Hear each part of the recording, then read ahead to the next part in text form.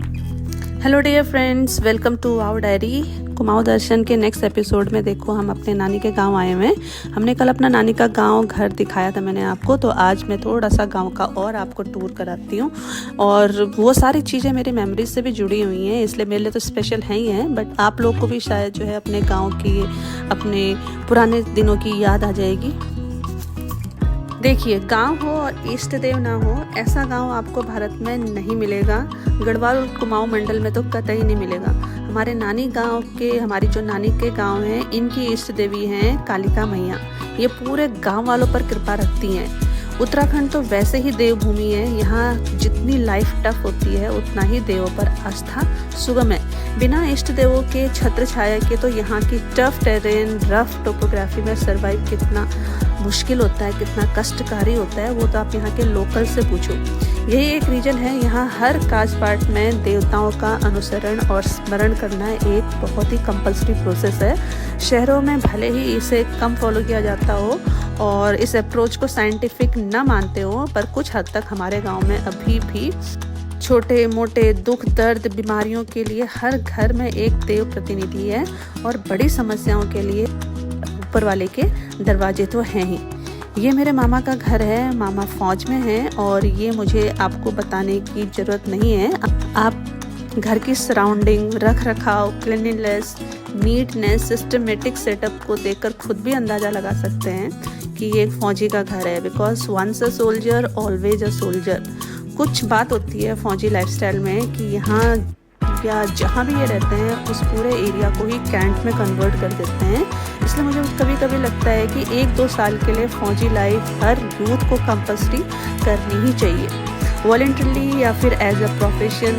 पूरी लाइफस्टाइल जो है पर्सन की, वो अपग्रेड हो जाती है। अब उनकी लाइफ आम से खास बन जाती है, इग्नोरेंट से अलर्ट हो जाते हैं, और सबसे बड़ी बात है एकला चलो के कोट से हम साथ हर टाइप का जो है कोट हो जाता है। जून का महीना है, धान रोपने का समय चल रहा है। बारिश और सिंचाई दोनों कंबाइन करके रोपाई का परफेक्ट कॉम्बिनेशन बनता है, क्योंकि रोपाई में पानी बहुत लगता है। अब पहले के जैसे बैल तो है नहीं, और ना ही गांव में काम करने के लिए लेबर उपलब्ध हैं। सारा काम जॉइंट वेंचर सिस्टम पर डिपेंड करता है। गाँव की औरतें इकट्ठा होकर एक दिन एक के खेत में काम करती हैं, दूसरे दिन दूसरे के खेत में काम करती हैं। इस तरह से तकरीबन 20 से 30 दिनों तक रोपाई का ये प्रोग्राम चलता रहता है।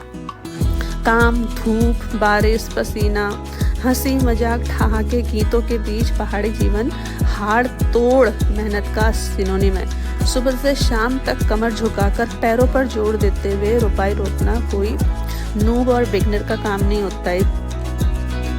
तो अगर आप अपनी उंगलियों को कंप्यूटर में घुमाकर अपने आप को प्रोफेशनल और स्किल समझते हैं, तो ये भी स्किल्ड प्रोफेशनल टैलेंटेड लोगों का हब मिलेगा। ये मेरे नानी के गांव का प्राइमरी स्कूल है। पहले प्राइमरी था और अब ये मिडिल यानी माध्यमिक विद्यालय बन चुका है। ऑलमोस्ट 80% सरकारी स्कूल्स की बदकिस्मती है कि अगर रिजर्वेशन वाले टीचर्स को एक्सक्लूड कर दें, तो बाकी जो सारे टीचर्स हैं वो बहुत ही टफ एग्ज़ाम, इंटरव्यू और कंपटीशन फेस करके आते हैं, और उसे पास करके आते हैं। और उसके बाद भी इन स्कूलों में एडमिशन लेने के लिए टीचर्स को बच्चों को घेर कर लाना पड़ रहा है। एक प्राइवेट स्कूल में काम करने वाले इंटर पास टीचर जो 3 से 5 हज़ार रुपया पर मंथ की सैलरी पर भी काम करता है, वो इन सरकारी टीचरों के स्कूल से बेटर रिजल्ट लेके आ रहे हैं। तो पता नहीं किस में झोल है, सिस्टम में है, सोसाइटी में है, टीचर्स में है कि किस में है। मैंने बचपन में 1 साल यहीं पढ़ा था, तब ये स्कूल मिड डे मील के नाम पर दलिया मिलता था यहाँ पर, पका हुआ होता था, और उस समय घरों में चीनी नहीं हुआ करती थी। लोग चाय को भी गुड़ के साथ या फिर मिश्री होती है उसके साथ खाते थे। तो हम नमकीन दलिया खाते थे, और नमक भी अपने घर से पीस कर लेके आते थे, और कटोरा भी घर से ही लेके आते थे। कभी कभी तो मुझे ऐसा लगता है कि हम स्कूल बस वो दलिया ही खाने जाते थे, इतना टेस्टी वो दलिया हुआ करता था। एक्चुअली गवर्नमेंट भी तो यही चाहती है कि बच्चे स्कूल आएँ, भले वो खाने के लालच से आएँ। गांव छोड़ने के बाद गांव की अहमियत पता चलती है। शहरों की तेज भागती हुई लाइफस्टाइल में बाउंड्रीज़ के अदर साइड्स में कौन रहते हैं, कैसे रहते हैं, इस तक का भी हम लोग को पता नहीं होता है। ऐसे में गांव में अभी भी 3 किलोमीटर दूर भी अगर बाजा बजता है तो पूरा परिवार उसमें शामिल होने के लिए चल पड़ता है, बिना ये परवाह किए कि मेरी जो है कि मेरी मैचिंग ड्रेस, मेरे इयररिंग्स, फुटवेयर मैंने अरेंज किया है या नहीं, या मेरे पास है या नहीं।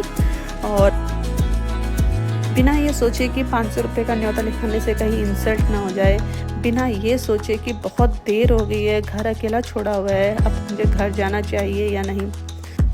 शहर की सुविधा और गांव का जीवन, इन दोनों का अगर कॉम्बिनेशन बना ले तो हम एक नए भारत को स्ट्रक्चर्ड कर सकते हैं, जहां education plus skill plus values plus simplicity का कॉम्बिनेशन होगा। और ऐसे गांव से ही हमारे नीरज चोपड़ा, अबुल कलाम, शशि थरूर, पंकज त्रिपाठी जैसे लोग निकलेंगे, बट पलायन के लिए नहीं।